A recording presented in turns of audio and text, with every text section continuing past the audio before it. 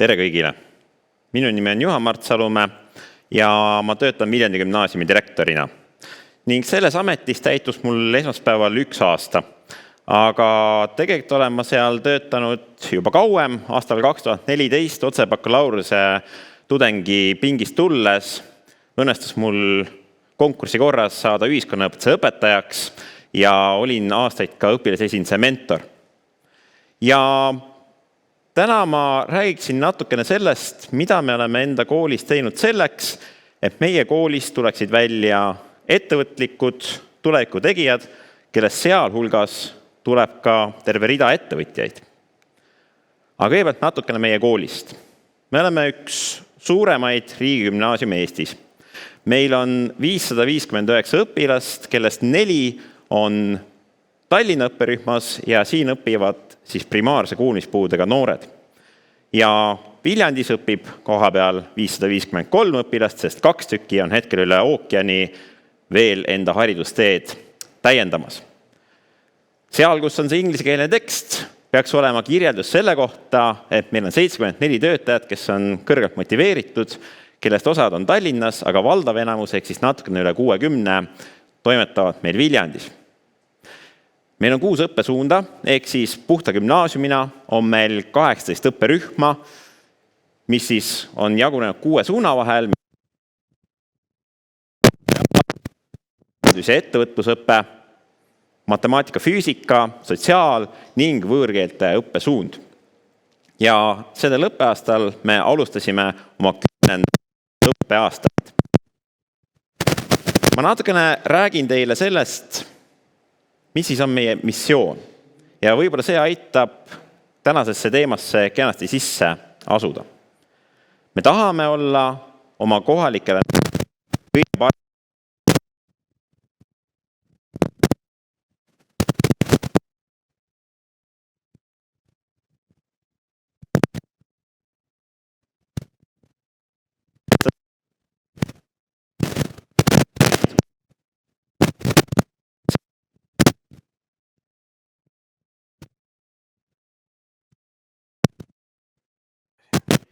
Tehniline jama, lähme lava peale, räägime juttu.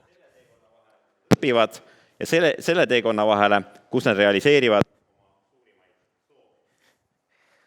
See on see hetk, kus tahaks korraks sekkuda, et meil on põhimõtteliselt natukene sinu mikrit vaja sättida, kuna ma ise ei ole maailma kõige parem helitehniks, ma kutsun see korraks lavalt ära, et seal pool aidatakse õige juhe külge panna. No vot, nii see läheb vahest, eks ole, et hakkad siin õppima ja kõigepealt teed vigu ja siis püüad neid lahendada. Mis me selles olukorras järeldame? Pulss läheb üles, mõte ei tööta, ahmid õhku ja siis tuleb järsku selge otsus, et ei, ma pean sekkuma. Siis kohanemisstrateegiad. Ja sul on kohanemisstrateegiad erinevatest puhkudeks. Vahel on see, et sul on, kui sa oled nagu pikalt kiirabis töötanud, sul on ääretult head kohanemisstrateegiad, et talitada inimesega, kes kukub lava peal kokku ja küsitakse, kus on arst, käsi püsti, lähed teed ära, aga sul ei ole kohanemisstrateegiat, kui keegi ütleb sulle, kus sul on äärmised vahvad prillid. Suu ammuli, eks ole. Ja ei ole midagi, eks ju. Kust said, seda ei oska üldse öelda. Nii, aga ütle, kas õpetajatel vahest juhtub nii, et lähed hakkad füüsikatundi andma ja sa saad aru, et ups, aga see on ju keemiaklass. Tuleb ette? Vot seda ma ei usu eriti. Kuigi ma tean, et paljud õpetajad on väga laia profiiliga. Et lähed sinna 5. klassi ette, aga saalist näed, et hoopis kolmandikud vaatavad vastu ja hoopis teine aine on vaja õpetada. Seal ma usun nende kohanemisse 100%, et nad on hästi kiired kohanejad, mis puudutavad lapsi. Õpetajatel on palju raskem minna täiskasvanud inimeste ette ja publiku ette ja sealt rääkida. Ta ütles, et laste puhul see ei ole mitte mingi probleem. Lapsed annavad vigu andeks või? Võib-olla suhtuvad vigadesse tõesti teistmoodi kui täiskasvanud. Siin on midagi järeldada, et me võib-olla lapsi kohtleme täiskasvanutena, nemad meid lastena. Et siin kuskil on selline, no ütleme, need pistikud hästi midagi kust õppida. Jaa, no meil on tegelikult hetk käes, kus me saame direktori tagasi lavale lasta. Edu ja jätka sealt, kus pooleli jäid. Aitäh! Eksimisi tõesti tuleb ette ja nendest tuleb õppida. Ja kui me hakkame mõtlema, et me tahame tõesti kujundada sihukest ettevõtlikku noor, kes ka sihukeses ärevas olukorras tuleb toime, kes ei lase ennast sellest ära hirmutada, kes juhib oma enda teekonda ja kes pakub ühiskonda uusi väärtusi, siis tegelikult see suund on selline, õigemini see suund on siuke, mis palub paljude täiskasvanutegi tähelepanu. Sest kui me hakkame mõtlema siuksed nimed nagu Tony Robbins, Kiyosaki, Les Brown, paljud teised motivatsioonikõnelejad, tegelikult nende multimiljoni ettevõtlus on rajatud selle sama eesmärgi peale. Kuidas suunata inimesi sellele poole, et nad tõesti teaksid, mida nad tahavad, kuidas selleni jõuda ja panevad selle teekonna ise sinna paika. Seetõttu ma arvan, et ühe üldhariduskooli eesmärk ei peakski olema sihtida seda, et kui üks noor nende kooli uksest väljub, siis ta ongi justkui täispakett. Ta ei ole seda. Ja tihtipeale ka meie täiskasvanutena oleme eneseotsingutel. Küll aga me saame ette näidata need rööpad ja selle juhtmärgi, mis aitab tal jõuda selleni, et ta ühel hetkel tõesti ongi ettevõtlik, ennastjuhtiv, väärtust loov ja sihikindel inimene. Nüüd te näete ühte Venni diagrammi ja vana tõdemus, kui tegu on Venni diagrammiga, siis järelikult on teadus. Aga kui tõsisemalt rääkida, siis üks peamisi eesmärke, mida me tahame saavutada, mille poole me liigume ja mille jaoks me meetmeid rakendame, on see, et me ei taha, et noored jääksid oma enda pähe kinni. Mida ma selle all mõtlen? Inimesed on tihtipeale iseenese kõige suuremad kriitikud. Ja mõnikord tundub, et kõik see, mis ma teen, ei ole õige. Midagi peab olema teisiti. Ja parim, mis viib sellest tupikseisust välja, on see, kui me oleme interaktsioonis teiste inimestega, me suhtleme nendega ja oleme ennast ümbritseva maailma suhtes avatud. Ja ma olengi jaganud meie tegevused laias laastus 3 gruppi, mis aitavad lahti seletada seda, kuidas meie aitame noorel olla avatud ja kuidas läbi selle ta saab olla ettevõtlik ja sealjuures ka liikuda tulevikus oma enda ettevõtete juurde. Esiteks me tõesti rakendame nõnda nimetatud juhitud avastuse teekonda. Mida see tähendab? Meie koolis on üle 50 ülekoolilise valikaine. Sealjuures maalilaagrid, sealjuures kõiksugused ansambliõpped, programmeerimine ja paljud muud avastamist pakkuvad õpiteekonnad. Ja miks me seda rakendame? Me rakendame seda selleks, et noor, kes ei ole varem kokku puutunud näiteks selle sama programmeerimisega, et ta saaks need esmased katset said ise ära teha ja tal oleks seal julgustamiseks juures üks juhendaja, kes annab talle suuna kätte, kuidas neid esimesi samme teha. Ja see ongi taaskord selline avanemise protsess. Noor saab tulla oma mugavustsoonist välja, proovida midagi uut. Kui me toome kas või minusuguse karujala, siis ka mina olen koos õpilastega näiteks peotantsutundides käinud. Ja näen seda, et tegelikult sellest kõigest on midagi õppida ja ma õpin iseenese kohta üksjagu uut. Sinna juurde nende valikainete puhul me vaatame ka seda, et nende juures oleksid väljundid. Et see kõik ei piirneks lihtsalt sellega, mis toimub klassiruumis, vaid et oleks võimalik ka näidata seda teistele. Ja see enamasti me tõesti järgime seda, et see ei oleks konkurentsi olukorras. Ehk siis üks peamisi asju, mis võib tekitada noortes hirmu, ebamugavust, on see, kui nad peavad ennast panema joonele või võrdlusesse teise õpilasega. Ja seetõttu me näiteks ei korralda laulukonkursse või lauluvõistlusi, vaid me teeme kevadkontserdit või näiteks jõulukontserdit või näiteks muusikali. See on ennekõike selleks, et noor saaks ennast tõesti vabamalt teostada, vabamalt ennast väljendada. Me tahame ka pakkuda noortele seda võimalust, et kui nad juba on kooliväliselt avastanud enda jaoks midagi tõesti olulist, mis neid kõnetab, siis nad ei pea selle tegemiseks ohverdama aega näiteks koolivalikaines. Koolivalikaine annab võimaluse tõesti avastada midagi uut, Aga kui on tõesti noor, kes on võtnud suuna profispordile või hakata tööle elukutselise muusikuna, siis on arusaadav, et see, mis ta teeb spordikoolis, see, mis ta teeb oma spordiklubi juures või muusikakoolis või mõnes orkestris, nõuab tema tähelepanu. Ja seetõttu me võimaldame tal igal õppeaastal ka 2 valikaine jagu arvestada oma õpet nendes huvikoolides oma loomuliku õppetöö osana.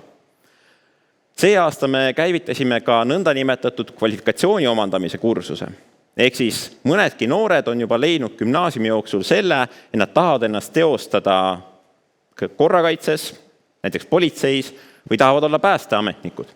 Ja seetõttu on kvalifikatsiooni omandamise kursuse raames võimalik arvestada ka seda kvalifikatsiooni omandamist, selle kutse omandamist õppetöö osana. Ja sealjuures ka autojuhilubade tegemist, sest autojuhilubade tegemine on samamoodi üks osa suureks saamise teekonnal. Ning loomulikult võtame osa kõiksugustest piirkondlikest ja rahvusvahelistest projektidest. Mis on aga võib-olla, et kõige olulisemgi on see, et me defineerime ennast kogukonna koolina. See tähendab seda, et meie oleme avatud selle kogukonna suhtes, kes on meie ümber ja see kogukond on alati siis võimelised ka meie õppetöösse panustama. Näiteks on meil väga hea pikaaegne koostöö juba Viljandi haiglaga, kes ühelt poolt panustab sellesse, et meie õpilaste terviseteadlikkus oleks parem, kes võtavad näiteks needsama maalilaagri näitused hea meelega enda juurde, aga nende poolt on ka meie koolis selline valikaine nagu aken tervishoidu. Või kui me võtame näiteks vabaühenduse nagu Eesti Genealoogia Selts, siis kogukonna praktika raames on noored saanud anda oma panuse siukse portaali nagu Haudi arendamisse ja aitavad ikkagi oluliselt ka panustada Genealoogia Seltsi enda arengusse. Või kutseõppekeskus või siis ka Männiku Metsatalu, kes on meie hea partner kõiksuguste seminaride läbiviimisel. Aga miks me seda kõike teeme? See pakub taaskord seda väljundit noortele ennast realiseerida. Kui me mõtleme siukeste sündmuste peale, mille osas ma näitan ka mõningaid pilte, nagu näiteks ööorienteerumine, kus noored ise korraldavad ülelinnalise orienteerumismängu, või velokulg, mis on rataste ühissõit Viljandi linnas, mille raames me vallutame Viljandi linna tänavad jalgratastega, või kui me räägime blogingust, ehk siis prügikoristusjooksust, millest on ka president osa võtnud, siis see ongi ettevõtlikkuse vorm, mis on kõigile näha. Aga sealjuures noored õpivad seda, kuidas ülelinnalisi suure mahuga sündmusi korraldada, kuidas toimuvad meeskonnaprotsessid seal, ja kuidas tagada see, et ka see kommunikatsioon oleks kõigi jaoks läbipaistev, nähtav ja kuuldav. Siin te näete ühte katket velokulust. Ja te näete, et kogu tänav, kogu selle laiuses on jalgratturitega hõivatud. See aktsioon sündis sellest, et meie õpilased liiguvad igapäevaselt väga palju jalgratastega. See on nende üks peamisi liikumisvahendeid. Ja nad tahavad, et see oleks linnakeskkonnas ka turvaline ja mugav. Ja kuidas muud moodi sellele tähelepanu juhtida, kui läbi selle, et me võtamegi sellel hetkel Viljandi linna tänavad enda kontrolli alla. Sealjuures turvaplaan on meie enda vilistlaste poolt koostatud, turvameeskond on meie õpilaste poolt kokku pandud ja koolil on vaja seal juures olla vaid hea nõuga abiks. Siin keskel, selle pildi keskel näete te Kirge Katariina Siimsood, toonast õpilasesinduse presidenti, kes täna töötab kommunikatsioonivaldkonnas Euroopa Komisjoni juures ja sealjuures õppis humanitaarkunsti suunas, mitte tingimata majandus- ja ettevõtlus õppe suunas. See on nüüd täika, samamoodi õpilaste poolt ellu kutsutud. Ühelt poolt aitab see õpilastel juhtida tähelepanu säästvale majandamisele, see, et alati ei pea ainult uusi asju ostma, tihtipeale saab ka omavahel teha kaubavahetust või pakkuda enda vanu rõivaid teistele või muid tooteid. Aga millele ma rohkem isegi tähelepanu juhiks on see, et selle nõlva peal te näete niisugust valget bussi ja selle peal on niisugune silt nagu VLND burger. Ja ma arvan, et need, kes Tallinnas elavad, kes elavad Tartus, teavad, et tegu on ühe Eesti kõige menukama burgeri ettevõttega. Ja see sündis ka meie enda õpilaste, meie enda vilistlaste juhtimisel. Üks nendest algatajatest oli Kris Süld, kes tolleks päevaks, kui see ettevõtte alles alustas, organiseeris selle bussi sinna. Ja ka tema ei olnud noore seas kohe ettevõtja, ta oli ettevõtlik noor. Korraldas ekstreemspordifestivali Viljandi Bash, pidas sellist portaali nagu VLND, mis siis kujutas Viljandi linna läbi noorte kaamera perspektiivi. Ja enne kõike ta realiseeris läbi nende kogukonna kontaktide enda ideid, enda soove. Ja see lõpuks viis teda sinna, kus ta tahtis taaskord midagi põnevat teha, pidada oma enda burgeribussi ja sellest on kasvanud ettevõte, mida siis on hinnatud ka Euroopa 5 kõige parema sekka, kui mitte maailma 5 kõige parema sekka.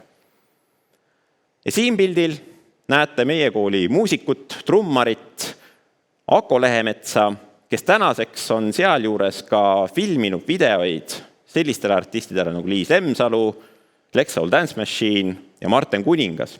Ja taas kord see areen, kus ta sai enda videooskusi rakendada, oli koolikeskkond, need noored, kes seal koolis õpivad, need ansamblid, kes seal tegutsevad.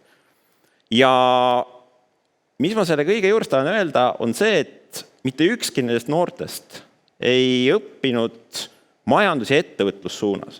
Majandus- ja ettevõtlussuuna õpilased on väga asjalikud, nad juba 10. kui nad tulevad, nad hakkavad looma enda õpilasfirmasid ja ka seal on väga ägedaid saavutusi. Näiteks õpilasfirma Cafesa lõi kohvipatjade ettevõtte, ehk siis alati ei pea kohvipuruga jändama, vaid sa paned selle kohvipadja sisse ja teed nagu teed. Neid ettevõtteid, mis kasvab välja läbi ettevõtlusõppe, on kahtlemata palju ja neid ettevõtlikke noori tuleb sealt välja ridamisi.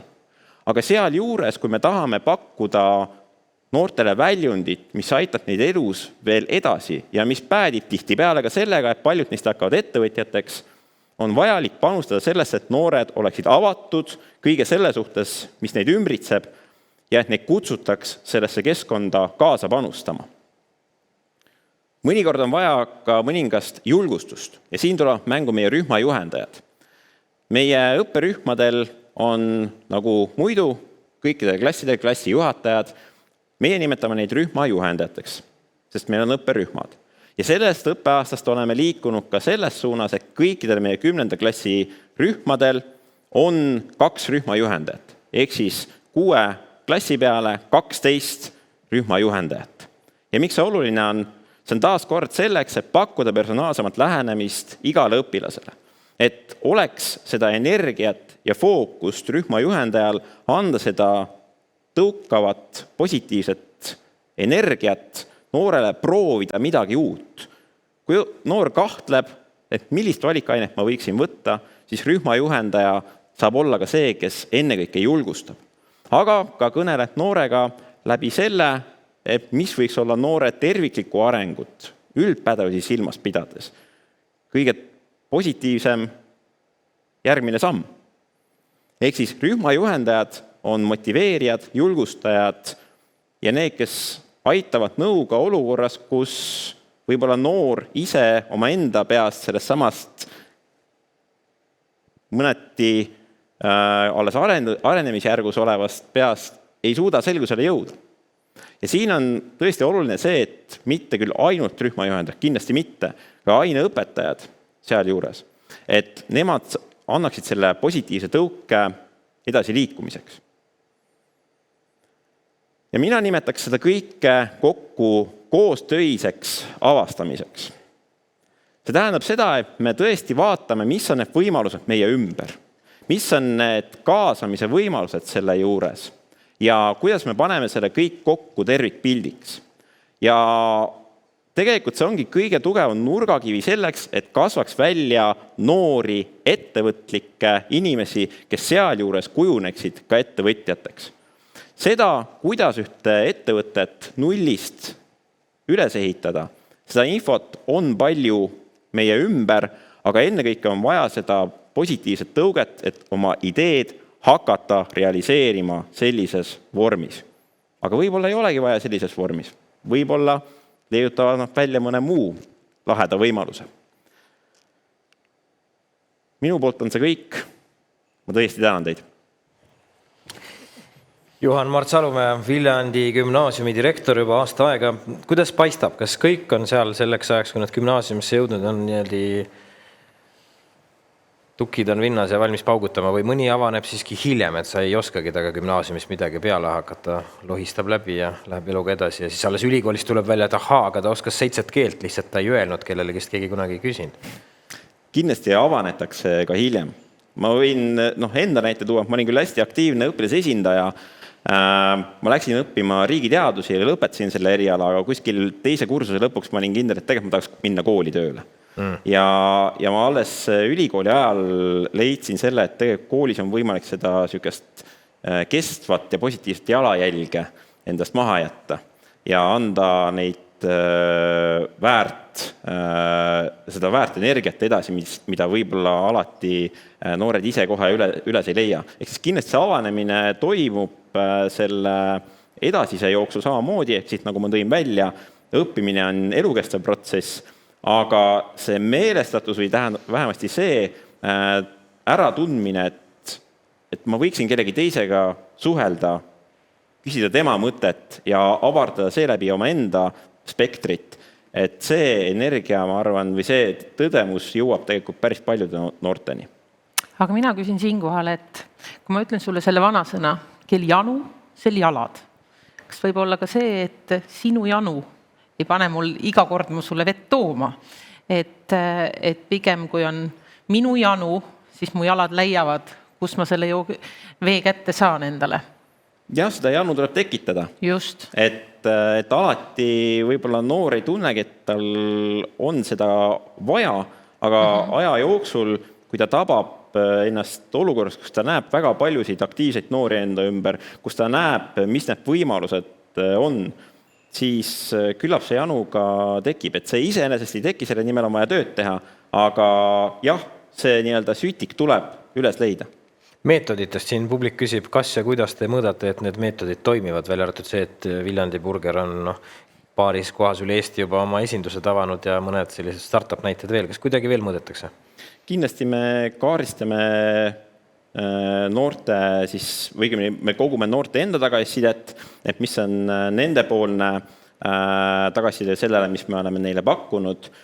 Mis me oleme siin järjest kaardistamas on see, et praegu me oleme võib-olla natuke liiga episoodiliselt jälginud seda, mis meie vilistlased on sealt edaspidi teinud, aga mis meil praegu, kui varsti 10-aastaseks saaval koolil on praegu pooleli, on see, et me kaardistame tervikuna ära, et kus meie vilistlasi on, millega nad tegelevad ja küsime ka nende tagasisidet selle kohta, mis on need positiivsed mälestused ja sellised plussid, mis nad välja tooks selle gümnaasiumi õpingute käigus. Aga ennekõike me panustame sellesse, et kogume seda tagasisidet ja me oleme hetkel ka just nimelt uuendamas seda tagasiside vormi ja seda tagasiside kogumise metoodikat, et saada kätte sealt see kõige olulisem õpilase enda käest. Ja loomulikult meil endal toimuvad regulaarselt arenguseminarid igal aastal kuskil 2 korda, mõnikord isegi rohkem, et kus me kaaristame seda, et mis on kuhu me senimaani oleme jõudnud ja mis on need järgmised arengusammud ja kaasame sinna siis nõustajaid ja eksperte juurde, et avastada või ära tunda, kus meie janu võiks olla. Täna me oleme kutsunud siia Viljandi gümnaasiumi ja me oleme kutsunud sellepärast, et te olete kuidagi rohkem silma jäänud. Kas tegemist on sellega, et te olete riigigümnaasium või on vähk kuskil teise kivi all? Ma ei usu, et see on lihtsalt sellepärast, et me riigigümnaasium. Jah, üks põhjus võib olla see, et me oleme puhas gümnaasium, mis tähendab seda, et kokku ongi sattunud ühes vanuses noored, kes tõesti leiavad üksteisega palju lihtsamini selle ühise keele, läbi mille need sellised uued algatused võib-olla saavad tugevama tõuke. Et see võib olla üks põhjus.